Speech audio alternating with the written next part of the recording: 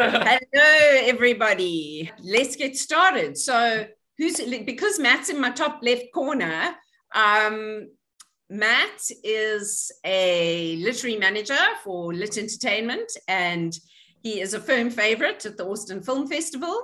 So some of you who've been there will definitely recognize him. But Matt, I'll let you kind of introduce yourself and tell us a bit more about yourself. Sure. Yeah.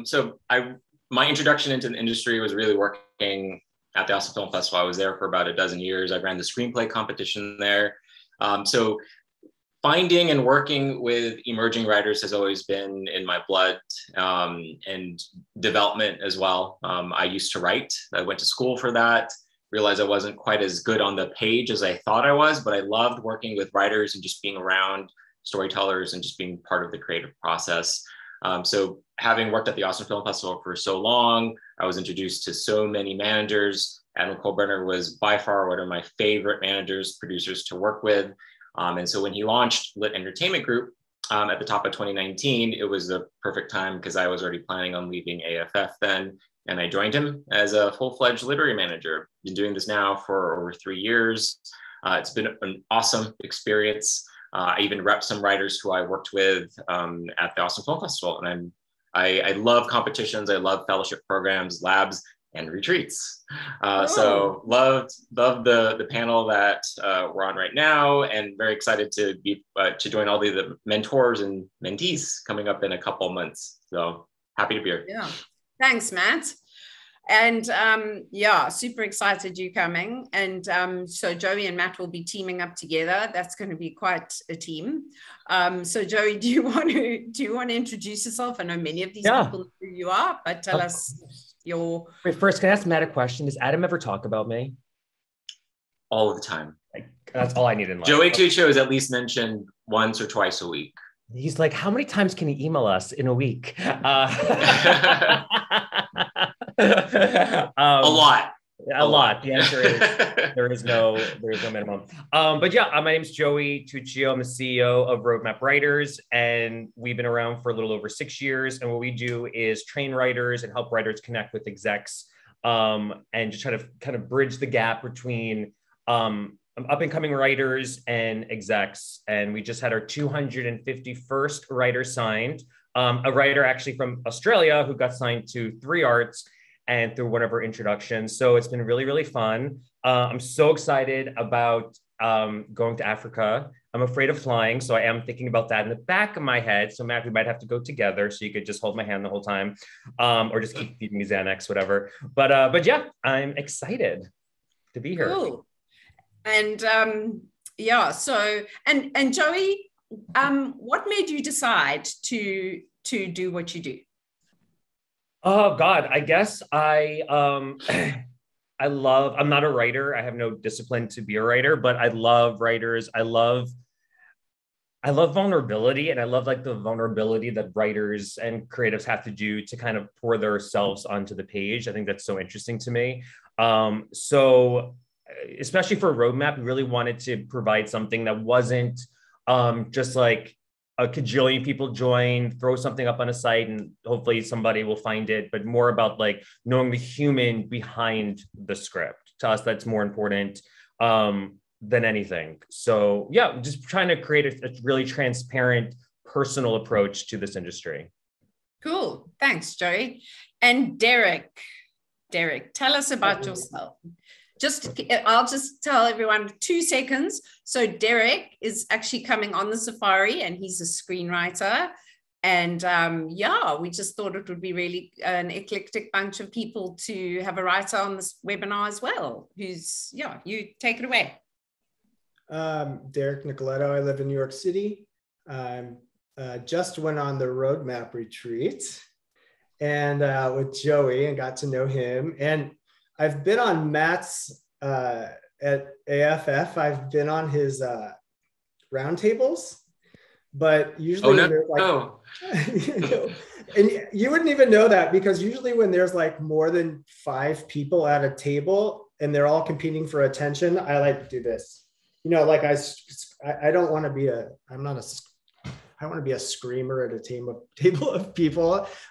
So I kind of met him today, but I've known him for a while. And Eve, I was so happy to sign up for the retreat. I've been to South Africa before, and I don't know, I'm just really excited. I like goals, right? So I have a goal now at the end of September to get this new feature in a good place for my mentor to look at it. And that is something that works for me just process-wise. Awesome. No, Yeah. that's really cool. And also just a little side thing about Derek, he's also a songwriter. Okay? Yes. Yeah. I don't think I knew that. That's awesome. Yeah, you can go on YouTube and you can actually listen to his stuff. It's quite good. Can I just say something really quickly in terms of what Derek said? He just came to a roadmap retreat. Let me just tell you right now, retreats are no joke. I thought like, oh, we'll just have everybody go. We'll figure it out when we get there. Yeah, you have to really plan. And like Eve, you've been so beyond good, like prepping and planning. And so it's just, to anybody who's never been to a retreat, like you are in great hands with Eve to make sure that you will not get, you will not stray away and everything is going to work like clockwork. So I'm very excited. And Melissa can attest to that for her testimonial. Thank you. Yeah, well, we try. Apparently I can be a little pain over planning, but rather that than planning. But anyway, let's get into the questions because all the lovely people who've joined. So Matt, I'm going to start with you.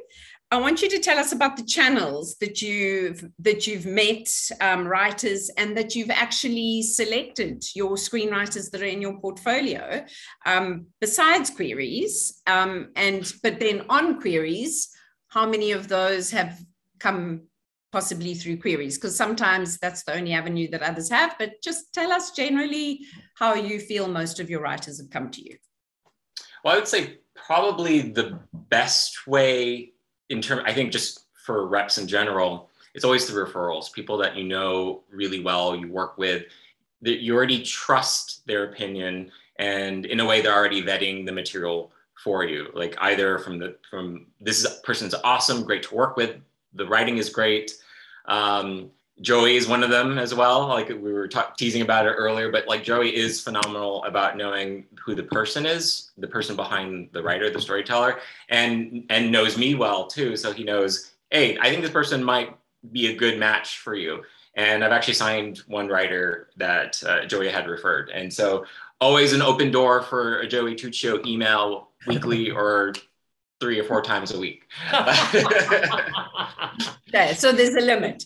And, yeah, I mean, yeah. And so I think it's also understanding who the person is. I think if you're to talk a little bit about queries or just approaching somebody in general, you don't just want to go to somebody and like, oh, you're a manager, I need one because I think I need one. You know, first you need to understand, are you ready for one? Is it the right time? Do you have momentum behind you? Do you have a script that has been vetted and received some accolades, awards, or has some support behind a producer and exec who can speak on your behalf? But also understanding, we're talking about understanding people in general, you know, not just the writers, but also the reps. So like, if you know me and my background, that, you know, I love competitions and fellowship programs. I have participated in many of these for so long that of course I'm going to be, I love finding a writer and plucking them from obscurity or from a competition or lab or program and then cultivating their career, you know? So I love that. So if somebody can tap into that, and especially say we met at a round table at AFF, you can make some kind of like personal connection, and that's always the best thing. You know, that's the real note behind the note is what comes to me. I think if it's referrals, if you can tap into a personal connection in some kind of way, then that's the easiest way to go about it. You know, as reps, it is our job to just, you know, cull through all the different lists. You know, when AFF announces their winners and the NICOL announces as well, Roadmap has their various competitions as well, all the different other fellowships and labs announcements that come up in Deadline, Hollywood Reporter, like we're always going through it, you know, so you have to also, you know, take that initiative and find somebody who you can get a referral for. I think that's just always the easiest way. Yeah, and you know, as a writer, it's actually good to know that the competition placements are being viewed by other managers. I mean, I know for myself, because you know there is a view that, okay, that's great. But, you know, unless you won the Nichols, not that interested. So, Yeah. yeah. Yeah, that is very true. A lot of managers are, but like it depends on the competition, the fellowship, the lab program, but it's usually starting from the top down. So if you're a second round placement or quarterfinalist, like that's not really going to be enough, really. You know, like, so again, it's like, don't query unless you have something, some meat behind you. Okay, that's good to know. It's not like, here's my first script, then let me send it out. Yeah. Okay, so Matt, Derek, tell us your journey and your path to being repped, because actually we didn't tell people that you've recently been repped, not by Matt, but tell us how that journey's been for you, and understanding, you know, and how long has it taken you and all that jazz. I quit being a lawyer, and I was like, I'm done with this. I went to acting conservatory, and from acting conservatory, I loved the writing part of the scene. So I started writing everybody's scenes. And so then I quit early and went to UCLA. And that was in 2017. Okay. So that starts my screenwriting journey. I have 3 features, 1 pilot, and then another pilot really well outlined, and 2 other features really well outlined before I submitted a query. I've only submitted 1 query in my life, and I got a read, and I was like batting 100, so I quit because it just wasn't my style, right? Because in law, in acting, in all the stuff that I've done, the best stuff that I've gotten has been, just as Matt said, through personal connections. The best parts I've gotten, the jobs I've gotten. Then I just knew that I was ready. Like Matt said, I'm like, okay, I believe in myself. It's ready. I'm ready to collaborate, right? That's great training. Theater is great training for a collaborative effort to be ready to go. And so now as a screenwriter, you're a collaborator. I mean, the idea comes from you, but the ultimate goal is to collaborate with people. And I thrive in that. And so I was on the roadmap retreat, and I had gotten, Tim, I think, got me a couple polite passes, and Nicole got me a couple reads. That's the only contest that I got reads from, was Nicole. And then roadmap, of course, I just wanted to meet people because we were in the pandemic. So I kept pitching before my pitch was even really good. I probably should have done the pitch prep class earlier, but I just started going out, right? I was excited and I wanted to see people's faces. So I was ready, and I sat down with Joey during our mentor part with that. And he just said, let's paper the town, but is there anyone you love? And I said, yes. I had done a half-hour pilot consultation with Justin Ross from Bohemia. And he's really EVP of production. Like, he takes on very few management clients. And so it had taken a life of its own, this relationship, this really cool relationship. Just like when Joey and I met finally for the first time, I was like, I just really want to also just be friends with you. And he's like, I know, let's do it. And so I like being friends when the camera is off, right? When the camera is off, and then and my desperation is in the next town, and my ambition is on vacation, and my career is like, you know, out of the apartment, and I sit down with somebody and we form a relationship. That's what I had formed with Justin. But it's about trust. And you also, what I loved what you said was you were ready to receive the representation, which is really, really important. So thanks for that, Derek.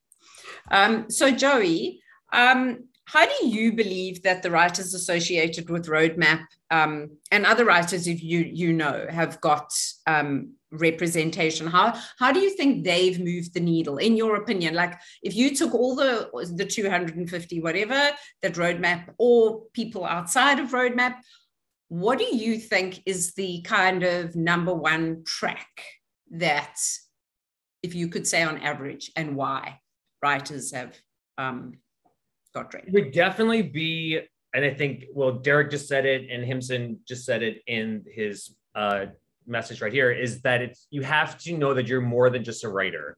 I tell writers all the time, you're a human first and a writer second, especially when you're going into a room with execs. They don't want another robot. They don't want somebody to be like, all I do is write and that's all I care about and that's all I could talk about. They want somebody that could come in and have a human connection, a human conversation. It makes them feel more comfortable that they'd be good in a room. It makes them feel more comfortable that they could bring more humanity to the characters. I've had writers go into a manager signing meeting and the manager's like, I'm going to sign them in the room. I'm so excited. I love their script. And then they don't because the writer did not come in with that energy and that human self. So I would definitely say it's going in and knowing that, yes, you are a writer. Obviously, that's why you're in the room. But to separate yourself from other writers and the hundreds of thousands of other writers is going in and know what else you bring to the table as a human. I would say that's the biggest. As a writer, like, I've listened to what you've said a lot. And sometimes I think to myself, I wonder if that gives one a little bit of license. So say you don't have like the best script and you've got like, say, the best personality, but your script's okay. So, where's the line on that? Because that kind of also makes your mind start playing tricks on you because, you're relying on your personality as opposed to like, okay, maybe I need to do 5 more drafts. Yeah, I mean, I'll say that there's definitely writers that come across my desk that are really good writers, but they lack like the social skills and they lack, some of them are just frankly really just not the best people. So no matter how good your script is, know that there's a bunch of writers behind you that could bring the talent and bring the quality of human self. So you have to bring both. It's not just like, here's my script. I'm never going to be seen by people again. It doesn't matter how horrible I am. Especially nowadays, the shift on the writer is so much more. Like now it's more of a spotlight on who the writer is, what the personal log line is, why they're the perfect person to write this. How can they write this authentically? So you have to really bring it more than ever.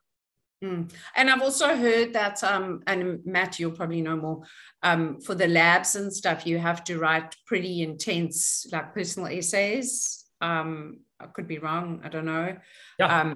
And I've heard that people put a lot of weight into that. But then there's the other school of thought that is like, just don't send me anything. I just want to read the script. I'm only interested in the work. So we did an Lgbt Fellowship last year, and they had to submit an essay, and it was so interesting because so many essays were exactly the same. And it was the ones that really were able to like talk about why their background and their queerness influences the writing, and the ones that are able to go deep, those are the ones that we pick because those are the ones that went the deepest. So you have to know like what makes you tick. Yeah, I'll add to that, and that like in terms of like the letters or even a query email, I think to further what Joey just said, it's like understanding really what your superpower is. What makes you different from everyone else? Like I always use the term superpower because there's only one you. You have your own life experiences. We're not trying to find a robot or a cookie cutter screenwriter. Like you have something to contribute. Don't feel like you have to chase the marketplace or write like the big, very commercial script, even though yes, as a rep, I do tell my clients to do that, but like add first who you are as a person, as a storyteller, your life experiences, because we can quite literally sell that. Like when I'm pitching my clients, I want to know who they are as a human being. Like, did they used to compete as a competitive figure skater, ballerina? I've used all of those for pitching them for shows that featured those elements, and execs were looking for those. So I think you have to really understand, like, what are your hobbies? What are your passions? Like, put that into your writing, like, because there's only really one you. I think if you're trying to write in someone else's voice, you've really lost the whole point of what it means to be a storyteller. So I think it's understanding that, like, I want to know that, and also thinking outside the box as well. Like, screenwriters are a dime a dozen, obviously, in LA or just in the world, really. And so, like, what POV do you bring that makes you stand out? You know, like, did you, Derek, you used to be a lawyer. So obviously like for legal procedural shows, if I'm your rep trying to staff you on that, I can use that as an angle if that's what they're looking for, you know? So those are the things you need to bring out, you know? You remind me of another interview I did, and I just love this. Wendy West, who was a nominated writer for Dexter, she said that she loves the personal bios, probably before it became a thing. And she said the one that sticks out in her mind is this person said, well, I was a pig farmer, and she just loved that. And that was the thing that made her want to read the person's script, which had nothing to do with that, but it was interesting to her. So it's exactly that, just, you know, not run of the mill. And I wanted to ask you, Matt, you mentioned the superpower of the person. I was once asked in a pitch, and it totally threw me because I was probably like a little bit naive and whatever. Someone asked me, what is my character's superpower? And I was totally thrown. Like, I was like, oh, okay. Yeah. So do you, just in terms of the writing and stuff, besides the actual writer, what do you look for in the scripts of the characters? What are the things that jump out? Like that, yeah. Well, I feel like that, well, it makes me want to meet the writer, that this feels like this is a writer who has lived this life, you know? And I've been very surprised every time I meet with a writer. I'm like, no, just felt very inspired by this article about it, decided to write about it. Like, but what did you put into it? You know, so I want to be able to read a script and then get involved with the characters and feel like they're living and breathing, and that potentially the writer might have lived this in some kind of way. But also is like, what kind of POV is this? Is this a, you know, as human beings, we tell the same stories over and over again. So like, what is unique about this particular character and this character's POV, and why are we following them now in this moment, this exact moment? What's happening to them that we need to track who they are? And yeah, of course, like, what is their superpower? Like, superpower meaning, why are we going to be, if it's a pilot for series, like, why are we going to invest watching a full season about this character? You know, so are we like sort of subverting the archetypes and tropes of certain characters? You know, so that's usually what I'm trying to look for, at least in terms of character. Is this like, is this sort of the same cookie cutter version we've seen before, or is this like a subversive take on a trope? And if obviously there's stories that you're always drawing from your personal experiences, but if people write stories that you know are totally like divorced from their personal experiences, you can tell, or you've read their bios or whatever, does that bother you? Or do you then go, well, actually, it's a really good script, so I'm going to ignore that there's no personal connection to it. It's just they're a good storyteller. What kind of goes through your mind? Well, of course, like if you're writing something like a big sci-fi epic set in a faraway land or another universe, it's like, of course, like you didn't live that, but like thematically, why do you resonate with it? Like, I think every writer really does need to answer that question. Like, why did you write this? What elements, as a writer, you're a storyteller, you put elements of yourself in there no matter what, you know? So is it thematically something that you resonate with, you know? So it doesn't necessarily need to have some sort of deep, profound personal connection, but I do want to understand like why they wrote it. For me as a rep, I'm also trying to think long-term, like, okay, this is a phenomenal piece of writing. It's a great sample, but like, what's the next script that they're going to write? 2, 3, 4, 5 other scripts. I want to be able to know, like, what are they drawn to? What are their passions? So we can develop something of a similar ilk of it, you know, so I understand what their wheelhouse is essentially. So you know, these are sort of the things that I do with, you know, in my initial meetings with writers, you know, as potential clients, or even when I first sign a writer, like our kickoff call is like, all right, what's the next thing that we're going to get into? The next 5, 10, 50 things, you know? So I always want to know more, even like there's always going to be some sort of personal nugget in every script. Yeah.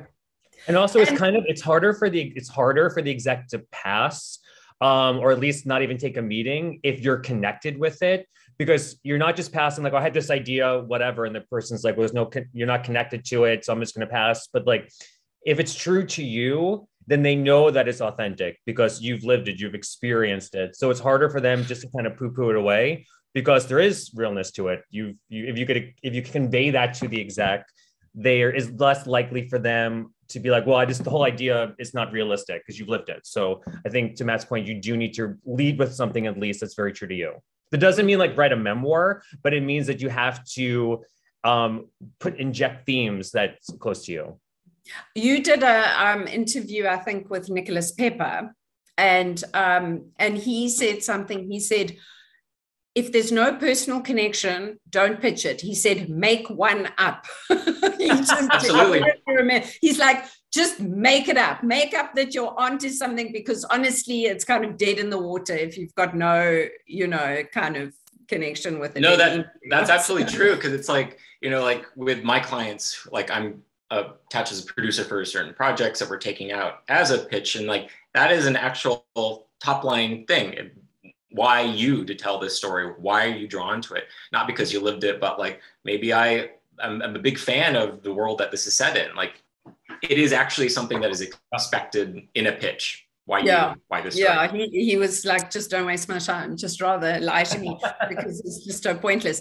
But I want to ask you guys, and I know this is like a difficult thing, but how often do you think how often are scripts getting optioned?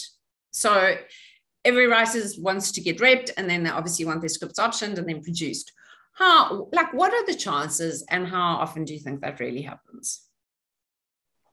Who wants to? I mean, we just had one yesterday. For example, I mean, it definitely happens. I think it's more realistic that instead of optioning it, that they'll probably want to develop it together and go like the slow burn with you, just making sure it's the right fit, packaging it first. I feel like with less buyers out there, because now everything's like kind of like merging with each other, it's more likely that they'll be like, let's package it together, see how it goes. And then we could talk about that. But usually they do kind of like the handshake first. Like, okay, well, just trust each other and we'll do it. But yeah, it definitely happens. But yeah. Yeah, and why? For sure. Why do you say there are less buyers out there? Talk to us a little bit about that for us who don't really. Everybody's getting swallowed up. Everybody's merging with each other. Disney just bought Roadmap. No, I'm just kidding. I just wanted to hear how that sounded. But that's not true. But I think now it's just. I mean, everybody's kind of merging with each other. Okay. No, I was just wondering what the key context of why they were less. Yeah, I mean, there's just so much content out there anyway, and content is just material out there. It's a very competitive field out there right now, for sure. Mm-hmm. But yeah, everything that Joey said is very much true in terms of like, not so much optioning, but developing it early on and really trying to find meaningful auspices to package them, pilot or feature. I think, if you have something that is like a big commercial, undeniable feature spec, then maybe you could get that big sale that's announced in the trades, So Adam Kohlbrenner is amazing at that. I feel like almost every year he happens to have like the first big feature spec sale of the year. So obviously it does happen. You said Adam? Like, you said Adam? Adam, yeah. He's so great. I love him. And Matt, like, how do you manage the writers' expectations? Because obviously once they repped, and I mean, Derek, maybe you also need to jump in here. Like, now that you repped, I mean, what's your expectation? Like, when are you getting optioned? Do you have that expectation, or are you like different? Oh, well, I look, in indie, when I was in rock and roll, I wasn't getting signed and I'm like, I'm going to form my own label. So I formed my own label, we made my own stuff, and we produced our own stuff, and we went to Austin to South by Southwest a bunch of times. And then the Island Def Jam showed up and said, we want to sign you. Right. So I don't wait for anybody to invite me to the party. I've already gotten my script A Tent on Jupiter was optioned by 3 companies. That option is going to expire soon. And if they don't do it, I'm going to make that movie. Another one of my scripts, the home study, got requested twice in 1 week, 2 weeks ago. And she says she thinks she's going to option it, which is great. A short has been produced. So I've gone through that. And then I had a shopping agreement, which then ended. And then there are some people that I know that have interest in my pilot right now. And like Matt said, they want to develop it with me first, and they're close to me, which is really good. And I trust them. I trust that my manager is going to take the work that I'm doing. You know, when I was a lawyer, we always used to say that when you make partner, the prize for winning the pie at contest is more pie. Now that I've gotten signed, it just means I'm going to have more people having expectations that I'm going to produce my own work. I'm still going to work as hard, if not harder, than I did beforehand. I'm not looking for anybody to I'm looking for collaborators, people who are going to take it to the next level with me, but I'm just going to work just harder. You know? And Matt, I guess is that kind of matching what your expectations are, because it is a symbiotic relationship. And I think some writers maybe do expect, now I've got a manager, you must do all the work. But I have heard also on Joey with you that a lot of the writers go, that's when the work starts. You know, the trying to get it optioned. I mean, what are your thoughts, Matt? Sure. I was on a panel before at AFF, and I didn't say this, but somebody else did on the panel, and I laughed out loud because, you know, as a manager, you know, we collect 10%, which means the writer should be really doing 90% of the work. And so, but the thing is that as a manager, we do a hell of a lot of work. You know, not all managers are created equal or operate the same. So it is kind of like dating, you know, so you want to find the right one that's going to fulfill the needs that, for you, if you are all about developing, you really need to find a rep that is going to read everything that you've written, will write, and then give you feedback in a timely manner, and then, you know, and be able to take it out after that, you know. So in terms of managing the expectations, it's really just understanding, with the writer, what do you know about the industry, you know, because that's usually the starting point. If somebody worked on a desk for an exec or another rep before, okay, I think they understand where things are. I just kind of want to know what the starting point is. If they're fairly green, new to literally everything about staffing and all that, then I know I need to do some hand-holding, kind of let them know the lay of the land.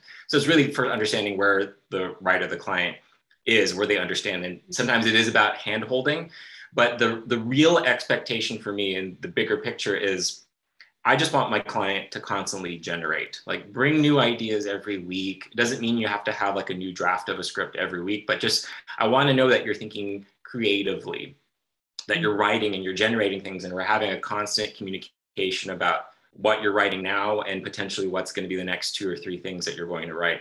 I'm not a genie in a bottle that's going to be all right, you're staffed, we're going to sell your script. It doesn't work that way. You have to constantly generate, because the market is just so tough. It's hard to predict what's actually going to sell. We've developed many projects here at Lit that we thought were going to be slam dunks, but of course we meet our own expectations, because that's just kind of how it goes. And the script doesn't sell, but now it becomes a sample for the writer until, you know, the time is right for this to take it back out to the market. You know, we have a lot of scripts from clients that are sitting there. You know, they're already developed. We took it out. Nobody wanted it, but maybe within a year or two, somebody may want something like this. It's always going to be about timing. So I think in terms of managing those expectations is understanding, all right, we did all we could. You wrote an awesome script that is, for now, a sample, but we got to keep moving forward. That's always going to be the thing that I will always tell my clients, and that's the expectation that I have for them, is that you got to keep generating. Can't be just this one script that was awesome and you won all these competitions and awards for it and got these really great reads from producers, and then it doesn't sell. That, all right, we're going to be trying to take this out for 3-4 years on this one thing. You have to keep going. You know, I love what you're saying. And you know what, you also said something that I just thought makes it so, it really is like a partnership, because as much as you're saying, yes, please bring me the creative ideas. You like, if you bring me the creative ideas and you need the hand holding, I'm prepared to do some hand holding as well. Is that what I'm hearing? Oh yeah, yeah. And you know, like we operate as producers as well. So we have our own internal ideas and we get IP, books, articles. And so if the client is stuck, you know, and they can't feel like they can't meet those expectations, and it's like, let's just speak up. If you need an idea, like as a team, you know, I'll bring up to Adam and the rest of the team in our weekly staff meeting, hey, so-and-so needs ideas. And they've all read the client already. So, and then we can contribute that way. So it is a partnership, it goes both ways. And that's great, because I see there's a question here, which probably leads a little into that, from Anonymous. If a screenwriter asks you for a synopsis of your novel with the intention of writing the screenplay for it, should it be chapter by chapter or just in summary? That's quite a specific question, but yeah, that's from Anonymous. I can't say that I've had a couple people approach me with like, hey, I wrote a book and I would like to adapt this.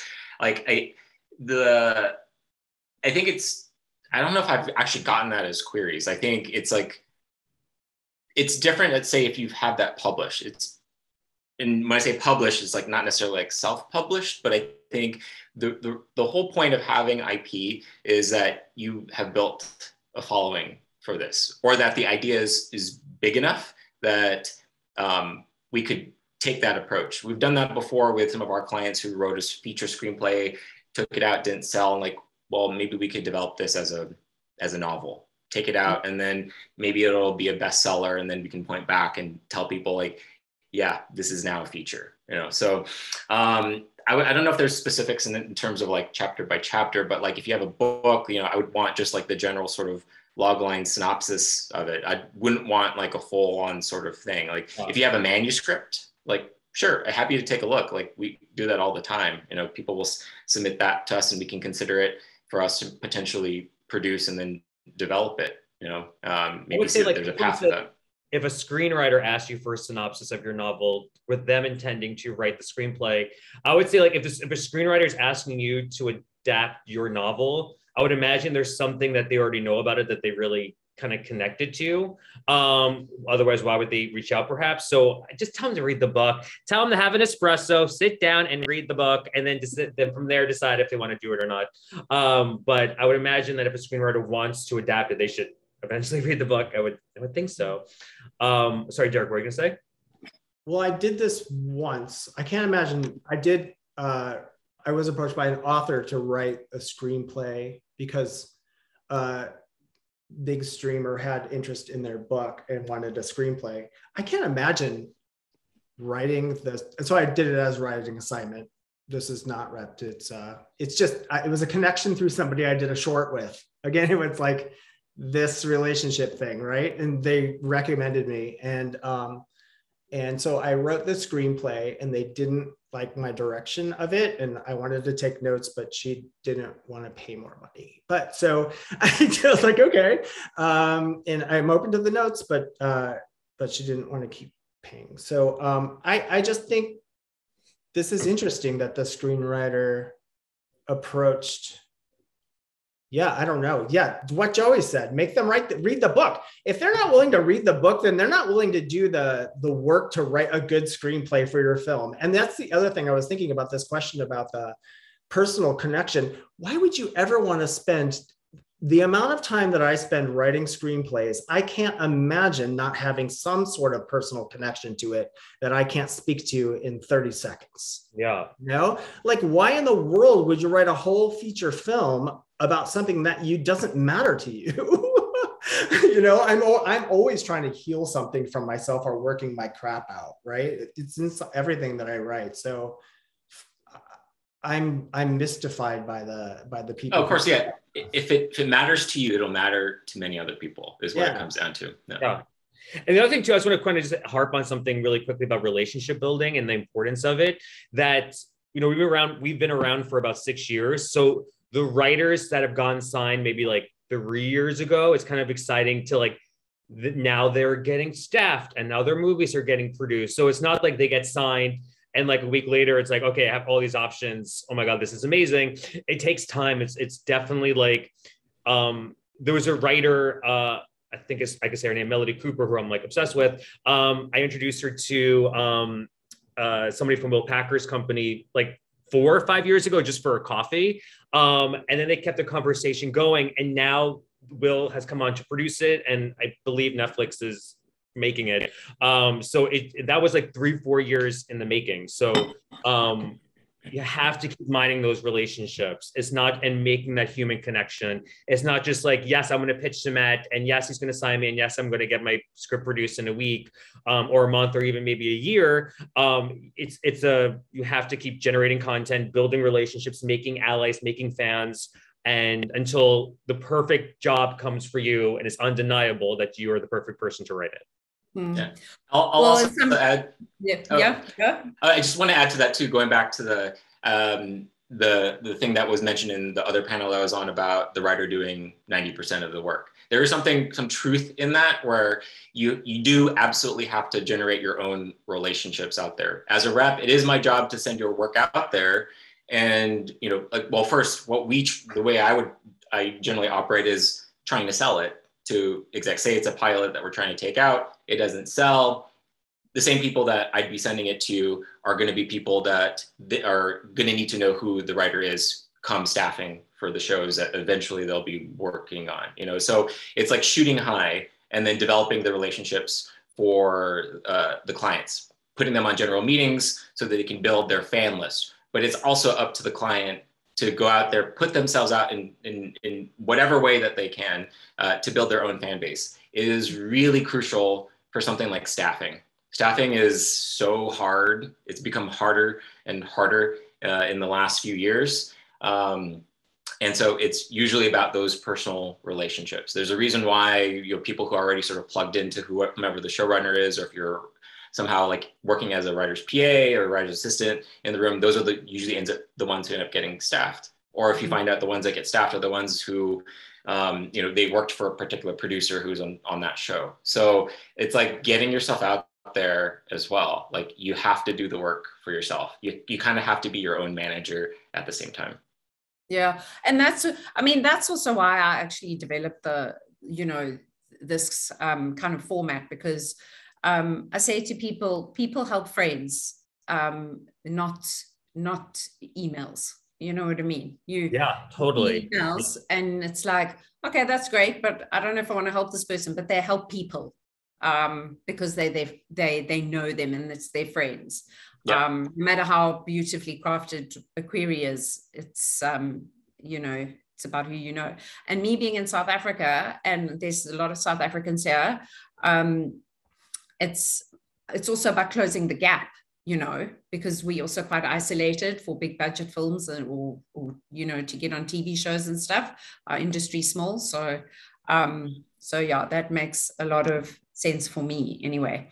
So Derek, I just wanted to ask you, like, how many, you've got quite a lot of scripts, actually. I didn't realize you had so many. How many rewrites and drafts do you do before you're ready? Because that is a lot of scripts, and I'm just interested to know, like, how many drafts do you reckon for yourself as a writer? And then you guys can answer as well. There's like 2 parts of what you just said. It's funny, when I decided to be a screenwriter and I like looked at the universe, it's like that scene in Airplane where they're all waiting in the aisle to shake the lady or beat the, like all these ideas were like waiting for me to have made this decision. So I feel like I finally like tapped into this thing. And so, yeah, I love it. How many drafts can you say that part of the question again? Because how many, do you do like, say, 3 drafts? I mean, obviously every script is different, obviously, but I mean, I sometimes see on social media someone's like, oh, I'm on my 22nd draft. I'm like, there's got to be a line. And do you feel that it's like 3 or 7? I mean, I'm interested to hear what Matt and Joey say as well, but also from the writer's perspective, because the manager won't really know how many drafts the writer's done, except what they tell them. What's the honest truth in your experience? Well, the more scripts I write, the fewer drafts before I'm ready to show it to people. You know what I mean? Like the home study was the first thing I ever wrote, and I can't tell you how many drafts I've done of that thing. And now, like, my outline has gotten better and my process has gotten tighter. My outlines have gotten, I love outlining. That's the other thing, is I love this. I'm so nerdy about the like science of it.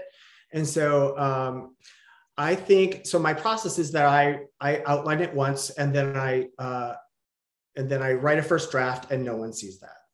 And then I re-outline it, because now they've spoken to me. The characters have spoken to me. They've told me what their names are. They've told me who they are. I know what this is about. Tim, my mentor, Tim, he taught me, he's on here, and he runs a thing called ProPath, and I'll put it out there. I choose 2 words. After I've written that first draft, I choose 2 words. Those 2 words are what this script is about. I tape them on this window right here, and everything I write in that outline and in the next draft has to do with those 2 words, or the antithesis of those 2 words. It has to somehow relate to those 2 words. So I've focused on a certain theme, right? What's this about to me? And so do you think that you've been learning these skills as you go, which has allowed you to do less drafts? Yes. Absolutely. And then between draft 2 and 3, I do a table read. And then I, with my actor friends. And then after 3 is when I'll start putting it out to coverage folks. And then between 3 and 4, at 4, now I'm ready to submit to people. I'm going to either submit my ideas to him, my outlines to him, or the 3rd draft. Like I'm not going to make, nor do I want him to reread a whole script again.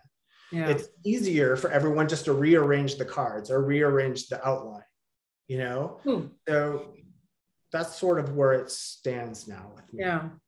And Matt, I mean, so how many drafts do you expect a writer to have given you? Like if you read a script and you go, well, you know what, I can actually see this is the first draft. Do you like them? Or are you okay with that because you're developing it with them? What's your Just one, they have to knock it out of the park right off the bat. And then they're out. No, like there's not really like a magic number really. It's so, yes, to what Derek was saying about outlining, I do that with all my clients. There's always some sort of pre-planning that's involved with it before they even, especially for a feature. Although I have clients who are just like, I have an idea, I'm just going to write it because it's just, for whatever reason, their brain operates where they can see it structurally beat for beat. And I don't know how they do it, but not every writer is created equally or operates the same. But like, so I always find out what's your process before you even start writing a script. I don't want to get into a thing where like, let's start with a log line and let's do like a pitch 1-pager and let's do like sort of like a synopsis, beat sheet, detailed outline, and then send me the first act. Like, no, it's like, I kind of just want the broad strokes of the story, the beats of it all. We do as much as we can up front so that we're not wasting time of like, all right, now we have like a bloated 120 something page script that we're going to have to like move all these pieces around. It took months for this writer to get here. So we want to make sure that conceptually, this is something even worth the time for the writer, getting into the actual beats of the story. And then once we feel like we kind of have the broad strokes down, we get into pages. And I leave it up to the writer, like just come back to me with the first full draft when it's done. Or if you get stuck, I'm happy to read the first act, whatever. It's like, it'll be a choose your own adventure with each of the clients. And so at that point, I've seen it where a client knocks it out literally after like the 2nd or 3rd draft. And I think we're good. Like, it doesn't happen all the time. Another project that we just took out fairly recently, it took about 12 drafts. Like, I know it's 12 drafts because the writer actually just puts it on the script, like draft 12, And like, again, every rep is different, so like, it is a thing where like, you read a script so many times. Like the script I just mentioned, I literally read it 12 times, but like, you know, you want to have it in revision mode so that as a rep, you can see those asterisks where the changes are. You can kind of zoom through it. Like I kind of have the script memorized and I know what's different, you know? So, but yeah, you just know when it's right, because even if until it makes it onto the screen, you're going to have to keep developing it. Like that's just the name of the game. Like all you have to do is make sure, did we do what we intended to do? The thing that we felt like this was an actionable thing because it's so you and follows your passions, and it's also aligns with the passions of audiences and what producers and buyers are looking for. That did we do what we sought out to do? Because I think as long as somebody can see that and they raise their hand, then we're good. We don't have to like go over the minutia, little details here and there of like, someone's needs to be able to see the big picture. If they can't, they're not the right partner for it. I love that. It's going to keep developing. Yeah, we do what we intended to do. I think that's awesome. And Joey, I don't know if you've got a comment on that. Yeah, and if I would just say that when a writer's going, at least trying to find representation, the manager will probably not read more than 2 of your scripts. So don't worry about having 15, 8, 6 scripts. Have 2 solid ones and a bunch of ideas. Especially when the manager's courting you, they'll probably want to, I mean, obviously they'll want to read 1 script, make sure they read another one to see that you're not just a one-trick pony, and then see all your ideas. So maybe they want to develop something together. In a lifetime between you and your rep, I would, from my experience, they'll probably just focus on 2 to 3 and try to get those made and try to get those set up or use that for writing assignment stuff. There was a manager I was talking to that their client, he only focuses on 1 script, and this script gets him assignment after assignment after assignment. And it's a pretty big writer too now. So just focus on a couple, really flesh those out and have a bunch of ideas. That's the biggest thing. A lot of times writers will have their scripts, but they don't have, when they're going to a meeting, a rep will say, tell me what else you're working on. And that's where they're kind of stumble a little bit, because they focus on what they have in their hand, but they need to also focus on what they have in the arsenal as well. I feel like you gave us, like, without even realizing it, like almost like a secret statistic because of your experience. You said they always ask for 1 and then they want to see another one and then they want the ideas. And that feels to me like it must be organically like what happens and it feels right. That's exactly what I tell Joy when we're emailing. I love this. Send me another thing. And then I loved it. I want to meet the writer. Now I'm just waiting for their ideas. Yeah. There we go. True. Awesome. It's so like, true. And everyone always asks that questions, how many? So it feels like that's like a little secret number. Okay, so I always think this is cool. Justin had secretly read something else of mine that I didn't know about because he was thinking about me without me knowing it. And I had it posted on Coverfly and Blacklist, right? And so he was working with me on Attractive Nuisance, which is now Trampoline. So he's working with me on Trampoline in our session, but because we were getting along, he snuck around and had written, I think he read the home study. And he's like, well, so when Joey reached out on my behalf, the next day when he had made up the mind to offer me representation, he's like, by the way, I read something else of yours without you knowing it. So it was good to have just like a couple. So it was 2 things. It was 2 things that he knew what I sounded like. Oh, I love that. That's so cool, because there we go. The statistic is being proven. But then after that, when you go into the room, you have to bring it. You have to bring that energy in. I'm just looking at the attendees now, and somebody just going through. I'm not going to name everybody, but there's a filmmaker on, Kate Carson. Get her in a room, she'll kill it. She'll crush it. People will be obsessed with her. She just has that energy. So like you have to go in and bring it. Because it doesn't matter how good your scripts are. If you go in and you're just like a wallflower, or you're just going in and treating it like an interview and answering all their questions concisely and politely and not connecting on a human level, they're going to be like, okay, next. Like, I don't trust that you're going to go in and impress a showrunner to get, for them to feel like you could own the room. So, yeah. No, well, that's cool. There's just a question here. Soma, she's asking if you've got international clients. Actually about to type the response for that. So yes, the answer is yes. I think in the Zoom era, it's made it easier for that. I think it maybe would have been less inclined to do that before all of this. But I think the thing that would be very tricky is staffing, because there are rooms that are back in person. There are some that are still over Zoom or some sort of hybrid thing.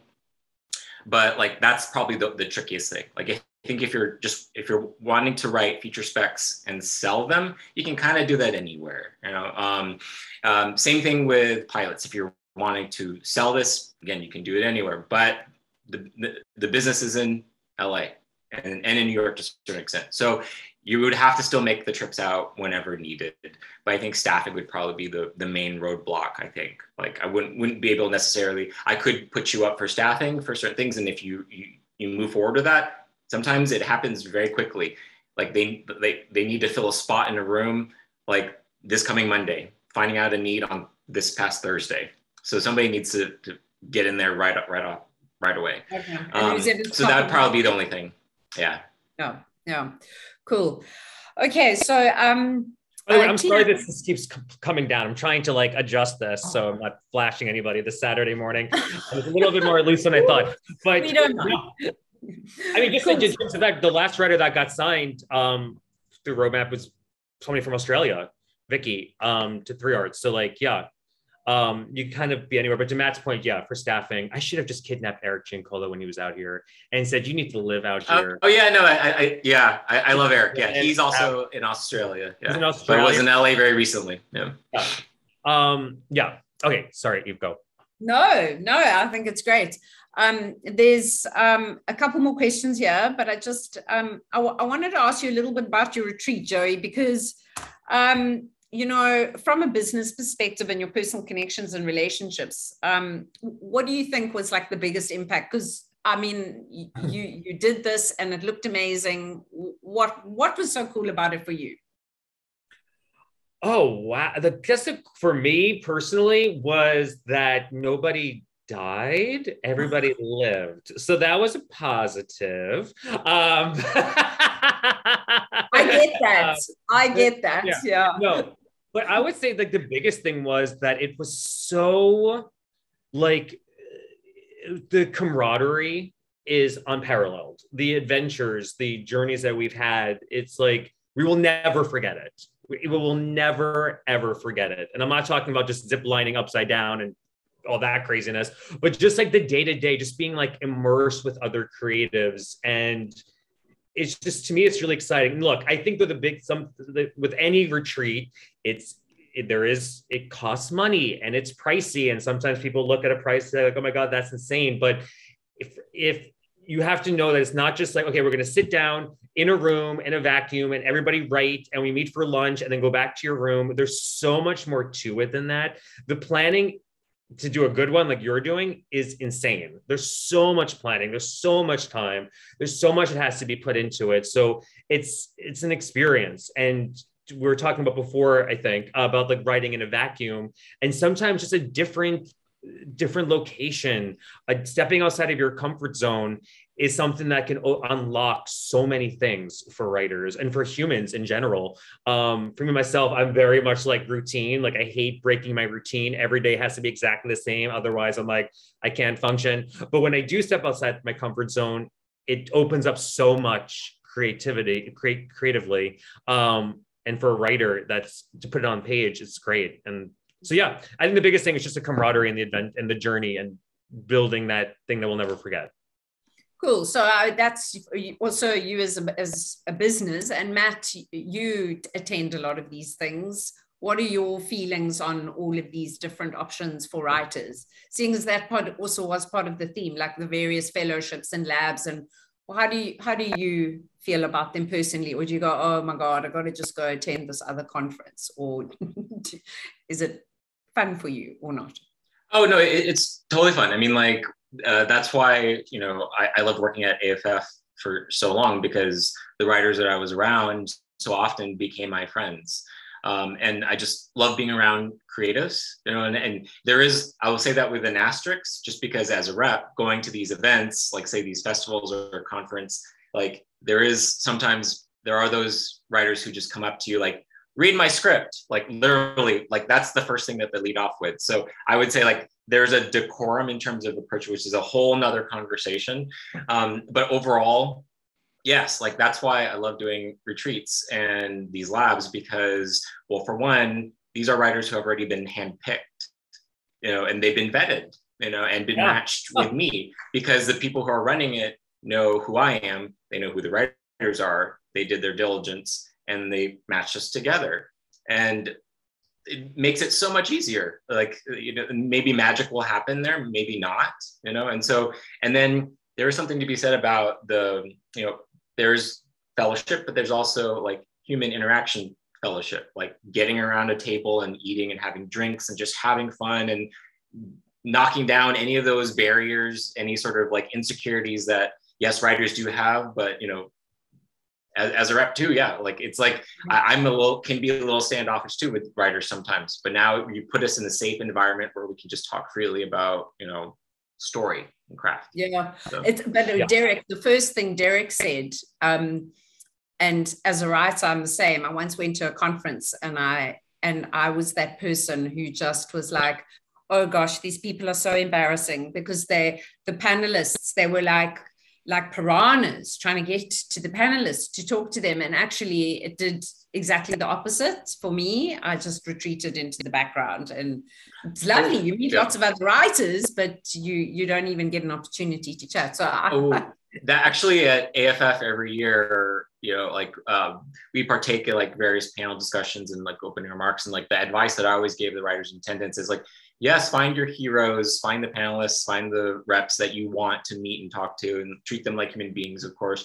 But like, don't forget about your fellow writers, because that's where you'll form your own connections, because you're all rising up the ranks, hopefully rising up the ranks together. All it takes is for one of you in your writer friend group to make it and then try to help everyone else. Like I've always seen that. Like I recognize a couple of names on here too. And I see like, I know that so-and-so is friends with so-and-so who's in this webinar right now. And so like, they're the ones who will help you talk up, it comes full circle in terms of about like personal connections and relationships. Your fellow writers are the ones to do that with. And they're also can be your fellow collaborators too, you know? So can I debunk something really quickly? It has to be said. It has to be said. Let me just debunk this really quickly. And this is somebody who's done a retreat. I think there's sometimes people are like, oh my God, it's so expensive. They must be just be raking it in. Can I tell you right now, the amount of raking in we did not do from this retreat was very, very negative raking. So, you know, it's not like this is going to make us a yacht in any way, shape or form, not even a sailboat, not even a paper sailboat. So there is a lot of time and energy that goes into stuff like this. So I know that's always like the one thing I see. I think for anything for us, whenever we offer something with like a higher price tag or something, it's like this immediate thought like, oh, they're going to get a mansion now. And it's like, ugh, if I could live in a mansion. Yeah. So you know what I love that you said? I love that you said a couple webinars ago that people don't take advantage of your free services. Like there's a lot of free stuff that I've done at Roadmap. Yeah. That they're just sitting there that people can do, that I've gotten a lot out of. So people need to, if that's a issue, that they should look for the good free stuff. Look at the free things. Oh, we have a whole page that says free, and people just love to gloss over that and be like, whatever. But like there was, yeah, that's a whole other conversation, but whatever. It's Saturday morning. Let's just have that coffee and keep going. And there's a question here that I absolutely love. And it's actually, this is from Bridget. And I think this is a great question. Thoughts about short films? Great as a writing sample or not? I don't know. I'd say no as a writing sample, but yes as a produced film. Like that's what shorts essentially are. It's to show that you can do a feature, like what you're capable of doing. You know, so there's not much we can really do with it. Like I have clients who they're writing a short film, so I'm already working with them, but I know that they're the writer directors, so they're going to want to direct this. So of course I'm going to read it and give some feedback. And actually, one of my clients just shot a short this past week. But yeah, that's the. So you don't take note of the dialogue that's in the shorts to see how that may translate to other scripts. It's like. I mean, it could be not by itself. I would consider it, potentially, if as long as there was like a pilot and or feature along with it, just to showcase like, hey, if they're a writer director and they want to do this, like, hey, maybe we can figure that one out too. But I wouldn't want it by itself. Yeah, it's more for directors, I think, just to show like they can shoot some stuff. Yeah. Okay, cool.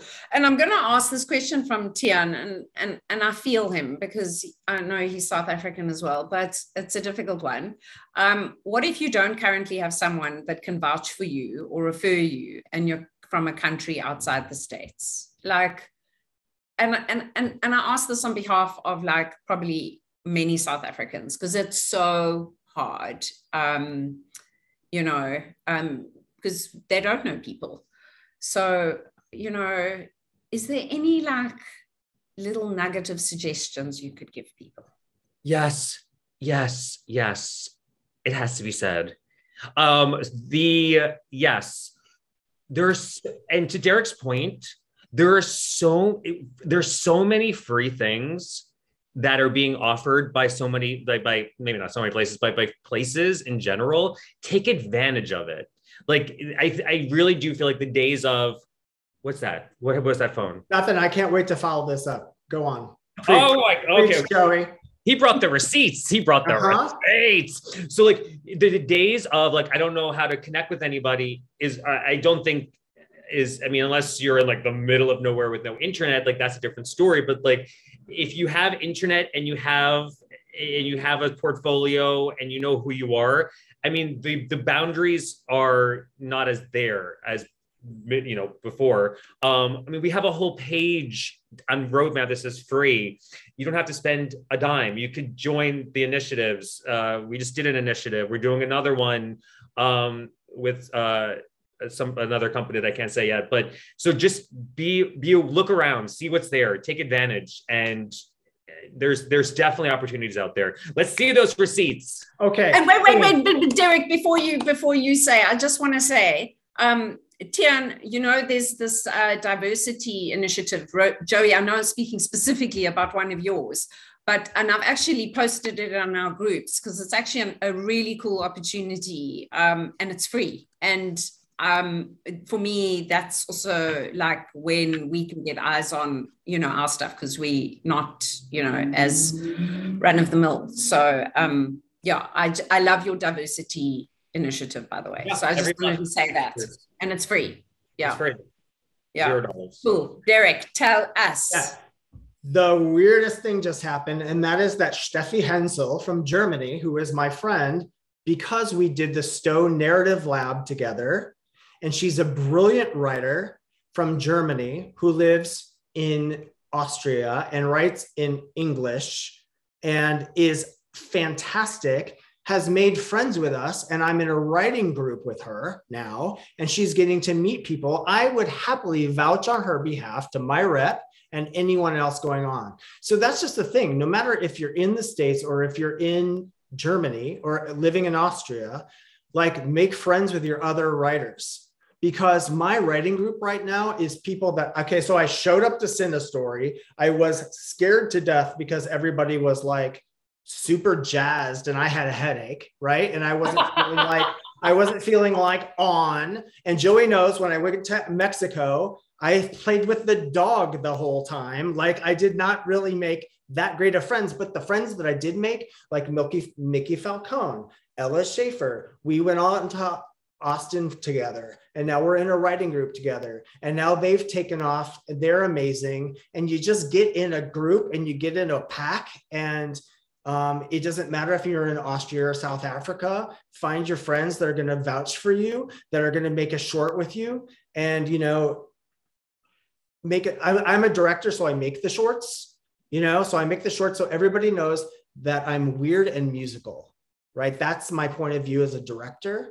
It's going to be like musical, and it's going to be a little offbeat and always about families, right? I'm always writing about families. So, so that's the way. I think that's the way. You can do Joey's initiative, but make friends. Get on these, apply to Stowe, apply to these roadmap, apply to these people who are about the writer, a pro path, about the writer and not necessarily about the contests. because to tell you the truth, the more traction I've gotten, the least I'm not placing in contests anymore, but I've never been further along in my career. I don't know what's going on with that. So just like make friends. And also to add to that, the Facebook groups, there's so many Facebook groups, and I find that people make very good friendships there, and they start vouching for each other and they read each other's scripts. And yeah, anyway. We okay, just cool. got another signing, 252, right this morning on a Saturday morning. Wow. Matt and I just agreed to sign everybody watching this. I'm signing off right now. Are you breaking up, Joey? That's awesome. You got to be so careful. Hey? Yeah. So guys, there's a couple of other questions here, but we're a little bit out of time. I don't like to go too much over an hour, because I know for me, my attention span is, I can't do too much longer if I'm watching stuff. But maybe you guys can just answer the questions separately, and Matt and Himson, we can just email you the answers. Harriet, I did see your hand was raised as well. I'm not sure if the question is here, but we can, if you just pop it in, we can answer that. So guys, yeah, I'm really appreciative, and I feel like you gave us some real gems today, and I'm going to type them up, because I don't think you realized some of the cool stuff that you threw out there. Can I say one last thing? This is maybe like whatever, is like, this isn't necessarily, it's not rocket science. Like, it's not like, there's not like a secret formula that's like hidden in like the Himalayas. Like, that's where you have to find it. But like, what you do have to know is like filter out the noise. And the main things are, have 2 solid scripts, have a bunch of ideas, and then have a cheerleader, have somebody that could vouch for you, have somebody that could push for you. You have to, whatever it is, whether it's having a strong personal log line, having a strong cheerleader, having a really strong idea, you have to separate yourself from the noise. You have to separate yourself from the other writers, whatever that looks like. Everybody's roadmap is different, but you have to, whatever it is, you have to separate yourself from the noise. So find a mentor, find somebody that could push you out there, find your tribe, and find what makes you different and capitalize on it. So I like that as an ending, really, is because if you haven't got that person to vouch for you yet, that's the goal.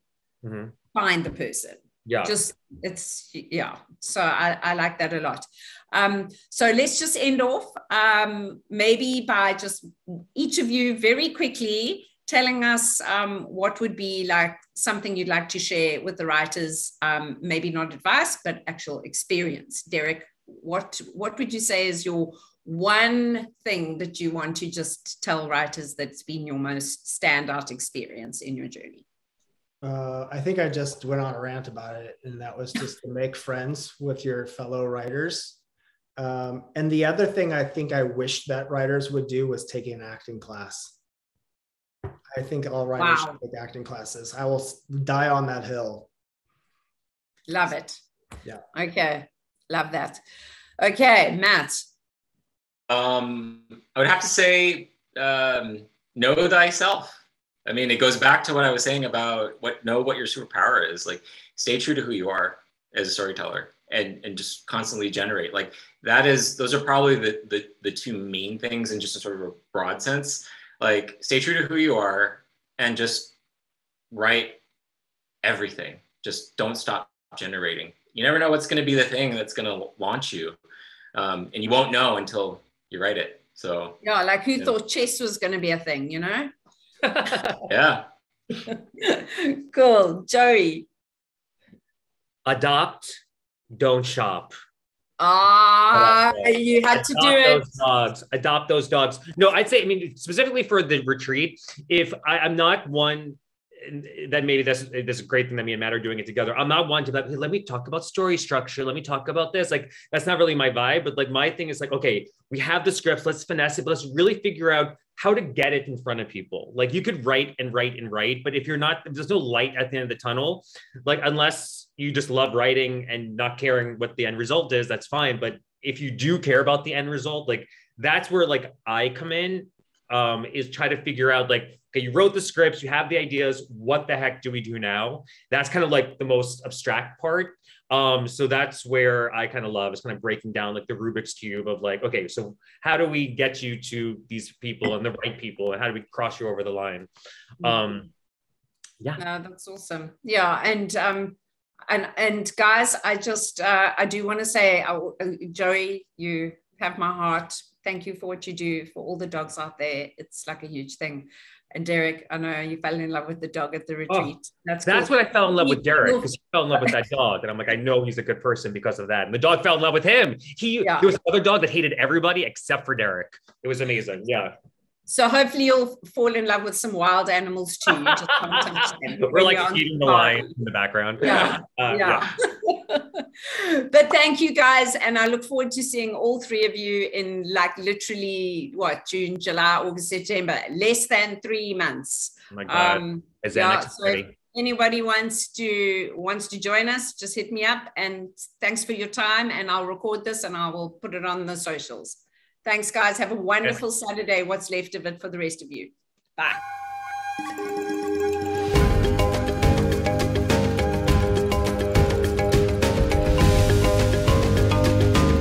Be part of the most exclusive screenwriting retreat out there. It's designed as a bucket list vacation to experience an African safari in South Africa, coupled with world-class mentorships with established names in Hollywood.